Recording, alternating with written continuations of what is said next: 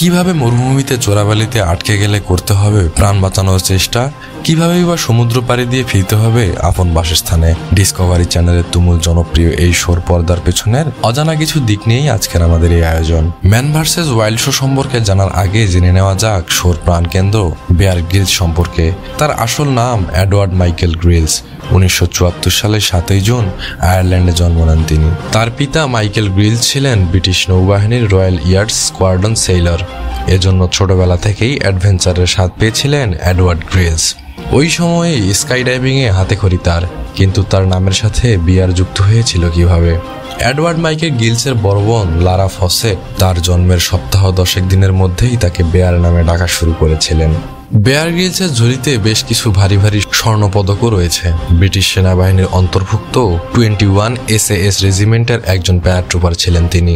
জাম্বিয়ায় parachute training এর সময় মারাত্মকভাবে আহত হলে ভেঙে যায় তার মেরুদণ্ডের 3টি হাড়। চিকিৎসক তাকে সাফ জানিয়ে দেন তিনি আর কোনোদিন সুস্থ স্বাভাবিক জীবনে ফিরতে পারবেন না। কিন্তু ভাগ্য সহায় থাকলে ঠেকায় কে? মাত্র 1.5 বছরের মাথায় ভারতের পশ্চিম বাংলা এবং সিকিম ভ্রমণে আসেন তিনি। এভারেস্ট বিজয়ের প্রস্তুতি নিতে থাকেন। সকলকে অবাক করে 1998 সালের 16 মে দুর্গম এভারেস্ট জয় করেন তিনি। 2004 সালে বেয়ারকে রয়্যাল নেভাল রিজার্ভের লেফটেন্যান্ট কমান্ডার সম্মাননা প্রদান করা হয়। 2013 সালে তাকে বানানো হয় lieutenant colonel of royal marine reserve. 2021 সালের জুন মাসে ব্রিটিশ সেনাবাহিনীর কর্নেল উপাধিতে ভূষিত হন তিনি। বেয়ার গ্রিলসকে ছাড়া কোনোভাবেই ম্যান ভার্সেস ওয়াইল্ড শোর কল্পনা করাও যায় না। ডিসকভারি চ্যানেলে 2006 সালের 6 মার্চ দ্য রকিজ নামে পাইলট এপিসোড রিলিজ দিলেও পরবর্তী এপিসোড এয়ার হতে সময় লেগে যায় দীর্ঘ সময়। পরবর্তীতে দীর্ঘ 8 মাস পর আসে দ্বিতীয় এপিসোড।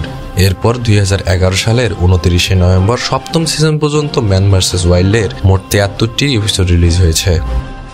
শোতে দেখানো হয় বেয়ার গ্রিলসকে অপরিচিত এক স্থানে ছেড়ে দেওয়ার পর সে তার নিজস্ব সার্ভাইভাল টেকনিক ব্যবহার করে ওই জায়গা থেকে বের হয়ে আসে। কিন্তু বিষয়টি পুরোপুরি সঠিক নয়। এক একটি এপিসোড বানাতে তাদের সময় লাগতো 10 থেকে 12 দিন। সবচেয়ে বেশি সময় ব্যয় হতো ঠিকঠাক জায়গা খোঁজার পিছনে। পুরো দল নেমে যেত সে কাজে। জায়গা ঠিক করার পর সেটাকে আবার বেয়ারের জন্য আলাদাভাবে সাজাতে হতো। অনুসরণ করতে হতো বেশ কতক সেফটি রেগুলেশন, যে কারণে বিহাইন্ড দ্য সিনে নিয়োগ দেওয়া হতো অনেক সার্ভাইভাল এক্সপার্টকে। বেয়ার গ্রিলসের দুঃসাহসী অ্যাডভেঞ্চারকে আমরা ডিসকভারি চ্যানেলে man versus wild TV show নামেই জানি। যুক্তরাষ্ট্র, Canada, New Zealand, Australia, Bharat, Malaysia সহ অনেক দেশে এটি পরিচিত ম্যান ভার্সেস ওয়াইল্ড নামে। কিন্তু এই শো নির্মিত হওয়া দেশ যুক্তরাজ্যে একে বর্ন সার্ভাইভার নামে ডাকা হয়। এর পাশাপাশি অনেক দেশে আবার এটি আলটিমেট সার্ভাইভাল নামেও পরিচিত। এই শো অন্য সকল শো থেকে ব্যতিক্রম হওয়ার অন্যতম কারণ হচ্ছে বেয়ার গ্রিলসের অদ্ভুত সকল জীবজন্তু ভক্ষণ। অনেকের মনেই প্রশ্ন জাগতে পারে এই যাবৎকালে বেয়ারের খাওয়া সবচেয়ে জঘন্য খাবার কোনটি? ছোট পোকামাকড়, বিচ্ছু, পচা মাংস, ভালুকের মল, বিষধর সাপ নাকি নিজের মূত্র? বেয়ার গ্রিলসের ভাষায় ছাগলের অন্ডকোষ ছিল তার খাওয়া সব থেকে বাজে খাবার, যেটা খেয়ে তার মতো লোক বমি পর্যন্ত করেছিলেন। কিন্তু আরব দেশে বহু যাযাবর জাতিগোষ্ঠী সেই খাবার প্রতিদিন তৃপ্তি মিটিয়েই উদরপূর্তি করে থাকেন।